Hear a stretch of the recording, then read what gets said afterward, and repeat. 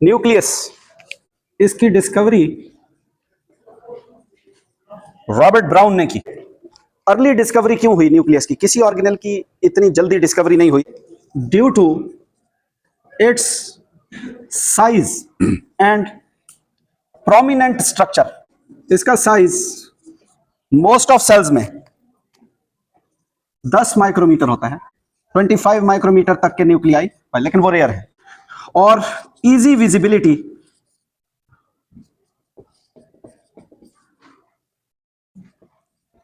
Under light microscope. Nucleus present होता है in all eukaryotic cells except mature RBCs या sieve tube cells. Nucleus का number per cell vary करता है। ज्यादातर सेल्स मोनोन्यूक्लिएट होते हैं। मोनोन्यूक्लिएट का क्या मतलब होता है? ज्यादातर सेल्स मोनोन्यूक्लिएट हैं, 1 न्यूक्लियस पर सेल। ये मोस्ट ऑफ सेल्स है, लेकिन बाई न्यूक्लिएट सेल्स भी होते हैं। जैसे पैरामीशियम में देखें, 2 न्यूक्लियाई पर सेल होते हैं। एक उसमें मैक्रोन्यूक्लियस होता है, एक उसमें माइक्रोन्यूक्लियस होता है। तो ऐसा भी हो सकता है कि आपके कुछ लीवर सेल्स भी बाई न्यूक्लिएट होते हैं, हेपेटोसाइट्स जिनको कहते हैं। ओल्ड एज में ज्यादा मर्ज हो जाते हैं। या मल्टी न्यूक्लिएट हो सकता है सर। क्या हो सकता है? मल्टी न्यूक्लिएट किसको बोलेंगे? मैनी न्यूक्लियाई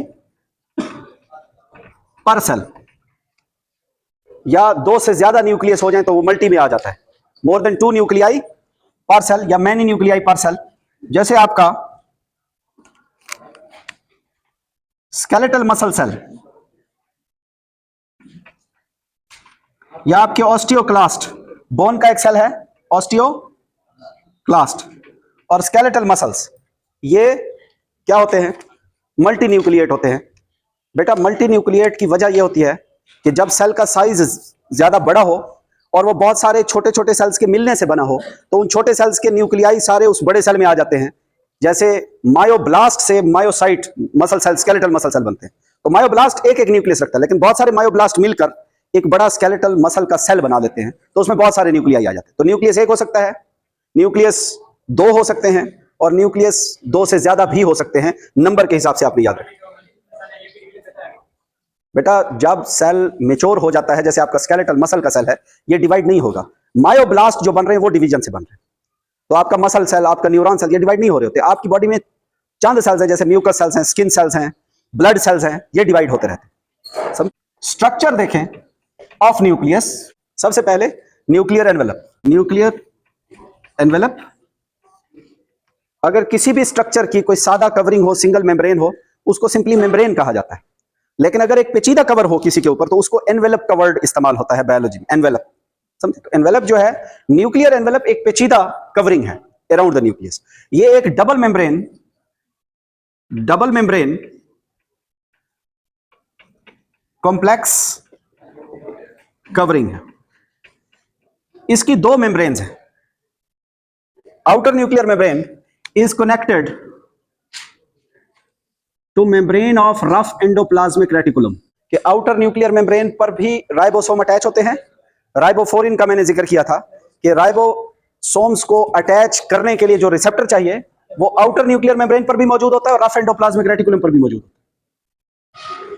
तो आउटर न्यूक्लियर मेम्ब्रेन जो है, it is connected to rough endoplasmic reticulum, और इस पर राइबोसोम्स आर अटैच्ड। ये एक पॉइंट याद रखेंगे आउटर और इनर में फर्क के लिए। इनर जो है, inner nuclear membrane is attached, अंदर इंटरमीडिएट फिलामेंट्स होते हैं। क्या होते हैं? ये इंटरमीडिएट फिलामेंट्स का एक जाल होता है जिसको कहते हैं nuclear lamina, attach to nuclear lamina.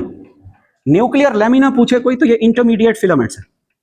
Cytoskeleton पढ़ा था ना, एक सेल में माइक्रोट्यूब्यूल, माइक्रोफिलामेंट्स और इंटरमीडिएट फिलामेंट्स होते हैं। एक इंटरमीडिएट फिलामेंट्स न्यूक्लियस के अंदर है जिसको न्यूक्लियर लेमिना कहा जाता है। इसके साथ क्रोमैटिन मटेरियल अटैच होता है। तो ये ट्रू न्यूक्लियर मेम्ब्रेन है। न्यूक्लियस के न्यूक्लियोप्लाज्म को जिसने घेरा हुआ है वो इनर मेम्ब्रेन है, आउटर नहीं है। आउटर का ज्यादा काम रफ एंडोप्लाज्मिक रेटिकुलम वाला है। True nuclear membrane is inner, not outer. Outer is analogous to rough, and analogous का मतलब है सेम फंक्शन। और सेम फंक्शन कौन सा वाला है? Protein synthesis. कौन सी मेम्ब्रेन है जो न्यूक्लियोप्लाज्म को घेर रही है, इनक्लोज कर रही है? वो इनर है। बात समझ गए? इसी न्यूक्लियर मेम्ब्रेन के अंदर है nuclear pores. The two membranes are not continuous. ये कंटिन्यूअसली यूं मौजूद नहीं है, बल्कि बीच में क्या है? इनको क्या बोलते हैं? Nuclear pores. न्यूक्लियर पोर जो है ये कॉम्प्लेक्स ओपनिंग है इन न्यूक्लियर एनवेलप। कॉम्प्लेक्स इसलिए बेटा कि इसके अराउंड बहुत सारी प्रोटीन्स हैं जो मौजूद होती हैं। They are guarded by many proteins. ये कोई ऐसे ओपन खाली पोर नहीं है। इसका डायमीटर 100 नैनोमीटर होता है। न्यूक्लियर पोर क्या करता है? न्यूक्लियस और साइटोप्लाज्म में मटेरियल के एक्सचेंज को कंट्रोल करता है। इसको हम बोलते हैं न्यूक्लियोसाइटोप्लाज्मिक ट्रैफिक। इसमें अपने जो याद रखने वाली बात है वो ये है कि कौन सी चीज है जो न्यूक्लियस से बाहर आनी होती है और कौन सी चीज है जो साइटोप्लाज्म से न्यूक्लियस में जानी होती है। तो अब न्यूक्लियस से चीज साइटोप्लाज्म में कौन सी चीज जाती है? राइबोसोम, और इसके सब यूनिट जाते हैं। पढ़ा था ना राइबोसोम के बारे में? राइबोसोम किधर बनता है? न्यूक्लियस के अंदर, न्यूक्लियोलस में बनता है। तो ये न्यूक्लियस में बनेगा, लेकिन काम किधर करता है राइबोसोम? साइटोप्लाज्म। तो ये न्यूक्लियस है, इसके सब यूनिट साइटोप्लाज्म में आएंगे। मैसेंजर आरएनए, जीन की कॉपी, जेनेटिक इंफॉर्मेशन कॉपी करके मैसेंजर आरएनए ट्रांसक्रिप्शन से किधर बनता है? न्यूक्लियस के अंदर। लेकिन ये फिर आता कहां है? साइटोप्लाज्म। इसी तरह ट्रांसफर आरएनए, ये दोनों प्रोटीन सिंथेसिस में इन्वॉल्व है। मैसेंजर आरएनए, ट्रांसफर आरएनए या राइबोसोम, ये तीन चीजें आपने याद रखनी है जो न्यूक्लियस से किधर आएंगी? साइटोप्लाज्म। अच्छा, प्रोटीन जो भी न्यूक्लियस में इस्तेमाल होनी होती है वो बनती कहां पे है? साइटोप्लाज्म, क्योंकि राइबोसोम बाहर खड़ा है। These black dots are ribosomes. तो राइबोसोम प्रोटीन बनाएगा। वो प्रोटीन जो अंदर इस्तेमाल होनी होगी वो कौन सी प्रोटीन्स होंगी? तमाम किस्म के एंजाइम्स जो न्यूक्लियस में इस्तेमाल होते हैं। जैसे डीएनए रेप्लिकेशन में डीएनए पॉलीमरेज एंजाइम इस्तेमाल होता है, या आरएनए ट्रांसक्रिप्शन में आरएनए पॉलीमरेज इस्तेमाल होता है। बात समझे? या डीएनए रेप्लिकेशन में single stranded bind SSB protein है। जो भी प्रोटीन, या क्रोमोसोम बनाने के लिए हिस्टोन प्रोटीन कहां तैयार होगी? ये एंजाइम्स, इस तरह की हिस्टोन प्रोटीन, एसएसबी या जितने भी एंजाइम जो अंदर इस्तेमाल होने होंगे, बनेंगे कहां पे? And they will travel from nuclear pore into the nucleus, क्योंकि उनका काम न्यूक्लियस के अंदर है। बात समझ? एक चीज जो बड़ी इंपॉर्टेंट पूछी जाती है कि किन सेल्स में पोर की तादाद, नंबर ऑफ पोर। समझ आ गई? पोर करता क्या है? न्यूक्लियोसाइटोप्लाज्मिक ट्रैफिक को कंट्रोल करता है, the movement of material into and out of the nucleus. और एक अनडिफरेंशिएटेड सेल में, एक डिफरेंशिएटेड सेल से ज्यादा होगा। क्या मतलब है? ये क्या अनडिफरेंशिएटेड और डिफरेंशिएटेड सेल से क्या मुराद है? इस बात की समझ आइए। पोर अगर आपसे पूछा जाए डिफरेंशिएटेड सेल में ज्यादा होंगे या अनडिफरेंशिएटेड में, तो आप क्या कहेंगे? किस में ज्यादा होंगे? जो सेल, गौर से सुने इस बात को, जो सेल कोई खास काम करने के लिए अपनी साख्त को ढाल ले वो डिफरेंशिएट हो गया। जो सेल आपका मसल सेल बन चुका है वो डिफरेंशिएटेड है। लेकिन जो अभी नहीं बना वो क्या है? जोर से बोले, अनडिफरेंशिएटेड। जो आरबीसी बन चुका है, डिफरेंशिएट, दूसरों से डिफरेंट हो गया, डिफरेंशिएट हो जाना। समझिए ये लफ्ज क्यों दिया? डिफरेंशिएट हो जाना, दूसरे सेल से मुख्तलिफ हो जाना। जब सेल कोई स्पेशलाइज्ड सेल बन जाता है, नर्व सेल, न्यूरॉन सेल बन गया, समझे, तो वो डिफरेंशिएट हो चुका है। डिफरेंशिएटेड सेल को जितनी प्रोटीन चाहिए होती हैं वो बना चुका होता है। अब उसको प्रोटीन सिंथेसिस, देखें, जब प्रोटीन सिंथेसिस ज्यादा होगी, ट्रांसक्रिप्शन अंदर ज्यादा होगी, मैसेंजर आरएनए ज्यादा बन रहे होंगे, तो पोर्स ज्यादा चाहिए होंगे जब प्रोटीन ज्यादा बनानी है। तो मुझे बताओ, डिफरेंशिएटेड सेल को प्रोटीन ज्यादा बनानी होती है या अनडिफरेंशिएटेड को? कॉमन सेंस से जवाब देना है। क्यों ज्यादा? क्योंकि वो अभी बन रहा है, उसको बनने के लिए बहुत सारी प्रोटीनें चाहिए। ये इस्लामिया स्कूल है, ये बन चुका है ना इमारत। अब ईंटों की आमदोरफ्त कम होगी, सिर्फ डैमेज रिपेयर के लिए चंद ईंटें आएंगी। लेकिन जब ये बन रही होगी इमारत तो तब ज्यादा ट्रांसपोर्ट होगी, ये ट्रैफिक ज्यादा होगी।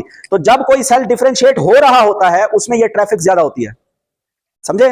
उसमें प्रोटीनें ज्यादा बनानी होती हैं, उसमें पोर्स की तादाद ज्यादा होगी, लेकिन जो डिफरेंशिएट हो गया उसको सिर्फ डैमेज रिपेयर करना है।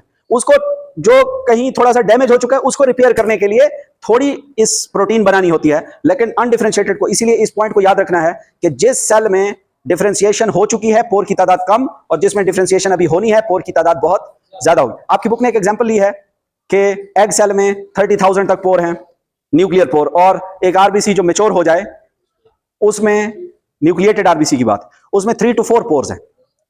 बात समझे? ऐसे आरबीसी जिनमें न्यूक्लियस होता है उनमें 3 to 4 पोर्स होते हैं। तो आप देखें कहां 30,000 पोर और कहां 3 से 4 पोर, तो इसका मतलब है उसको न्यूक्लियर पोर की जरूरत।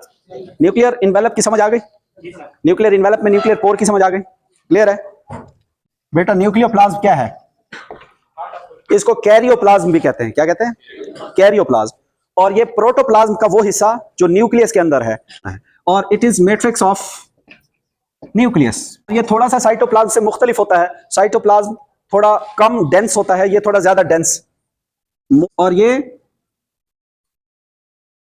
अ little acidic in nature due to nucleic acids. Nucleic acids की वजह से, जिनमें फॉस्फेट होता है, उसकी वजह से ये थोड़ा एसिडिक नेचर का है। इट कंटेन, इसकी कंपोजिशन देखें तो उसी तरह है, इसमें भी solvent as a water as a solvent इसमें भी इस्तेमाल होता है। वाटर है, मिनरल्स हैं, इंजाइम्स हैं जो अंदर इस्तेमाल होते हैं, जो न्यूक्लियस में इस्तेमाल होते हैं as a cofactor, enzymes, coenzymes, free nucleotides, और इसके साथ इसमें क्रोमैटिन मौजूद है और न्यूक्लियोलस मौजूद है। दो चीजें जो न्यूक्लियोप्लाज्म के अंदर हैं इनसॉल्युबल फॉर्म में, वो क्रोमैटिन और न्यूक्लियोलस के मटेरियल्स हैं। Chromatin is equal to DNA plus protein histone. जब डीएनए और हिस्टोन मिल जाएं उससे कुछ फाइब्रस मटेरियल बनता है जिसको क्रोमैटिन मटेरियल कहते हैं। जब बेटा डीएनए और प्रोटीन मिल जाएं तो इसके मिलने से फाइब्रस मटेरियल बनता है। अगर आपको कोई क्रोमैटिन की तारीफ पूछे, chromatin is not only DNA, chromatin खाली डीएनए नहीं है। What is chromatin? Chromatin is when DNA is combined with protein and make a fibrous material, it is called chromatin material. It is called chromatin material. अच्छा, ये जो chromatin material है ये fibrous material है, इसमें DNA act as genetic material, DNA act as, and protein act as packing material. DNA को pack करने के लिए प्रोटीन है, protein genetic material. Protein DNA के साथ मिली तो उससे एक क्रोमैटिन मटेरियल बना। उसमें डीएनए का रोल क्या है? ये जेनेटिक, इसके ऊपर जीन्स हैं, जीन्स प्रोटीन पे नहीं है। प्रोटीन सिर्फ उस, डीएनए बड़ी इंपॉर्टेंट चीज थी, उसको पैक करने के लिए जिस मॉलिक्यूल का इस्तेमाल किया गया वो प्रोटीन। डीएनए 40% होता है और प्रोटीन 60% होती है। क्रोमैटिन की स्टेट्स हैं, एक इसकी ऑर्गेनाइज्ड स्टेट है, अनकंडेंस्ड। जब डीएनए और प्रोटीन मिलकर, यानी कि हिस्टोन, ये एक ऑर्गेनाइज हो जाते हैं, ये समझ लें फाइबर डीएनए का है और ये प्रोटीन के ऊपर यूं लिपटा होता है। ये प्रोटीन हिस्टोन के मॉलिक्यूल ऐसे बीड लाइक स्ट्रक्चर में इसको लपेट दिया जाता है हिस्टोन के ऊपर। तो देखें एक बड़ा फाइबर था, अगर मैं हिस्टोन निकाल दूं तो डीएनए बहुत ज्यादा जगह घेरेगा, कॉम्पैक्ट हो गया, क्योंकि इसको लपेट दिया किस पर? प्रोटीन पे। देखें डीएनए पर होता है नेगेटिव चार्ज। कौन सा चार्ज होता है? और ये जो हिस्टोन है ये पॉजिटिव चार्ज रखती है। तो इनमें इलेक्ट्रोस्टैटिक फोर्स ऑफ अट्रैक्शन, तो जब ये आपस में जुड़ी हैं इस तरह बीड लाइक स्ट्रक्चर की फॉर्म में, जिसको न्यूक्लियोसोम कहते हैं। क्या कहते हैं? और न्यूक्लियोसोम यूनिट ऑफ क्रोमैटिन है। यूनिट ऑफ क्रोमैटिन का यूनिट अगर आपसे पूछे क्या है तो न्यूक्लियोसोम। ये इसकी ऑर्गेनाइज्ड स्टेट। सेल साइकिल याद है, मैट्रिक में पढ़ के आए हैं। सेल साइकिल के फेजेस कौन से थे? एम फेज, डिवीजन होती थी, G1 S G2, ये फेजेस याद है? गालिबन माइटोसिस मियोसिस का पता नहीं कौन सा चैप्टर था, 9th में था, 5वां चैप्टर, उसमें ये सेल साइकिल के फेजेस थे। तो सेल साइकिल में जो G1 और G2 में ये इस स्टेट में पाया जाएगा, क्रोमोसोम की फॉर्म में नहीं होगा। डिसऑर्गेनाइज्ड स्टेट, बेटा ये स्टेट आती है व्हेन डीएनए एंड हिस्टोन्स ये सेपरेटेड हो जाते हैं, इसको खोल लिया जाता है। क्यों? मुझे बताओ, डीएनए की रेप्लिकेशन में ऐसे हो, इस फॉर्म में रेप्लिकेशन ऑफ डीएनए हो सकती है? नहीं हो सकती। तो रेप्लिकेशन करते वक्त खोलना पड़ेगा। किस स्टेट में लाया जाएगा? डिसऑर्गेनाइज्ड स्टेट में। ऑर्गेनाइज्ड एक मुनज़्ज़म शक्ल में लाया गया जब G1 G2 फेज थे। डिसऑर्गेनाइज्ड स्टेट में लाया जाता है जब डीएनए की रेप्लिकेशन कहते हैं डीएनए की कॉपी तैयार करना। ये सेल साइकिल के किस फेज में? S phase. किसने बताया? तो ये ड्यूरिंग रेप्लिकेशन। तो मैं आपसे पूछूं किस फेज में डिसऑर्गेनाइज हो जाएगा? तो ये जो कंडेंस्ड स्टेट है क्रोमोसोम की हालत, the most condensed state of chromatin is called chromosome.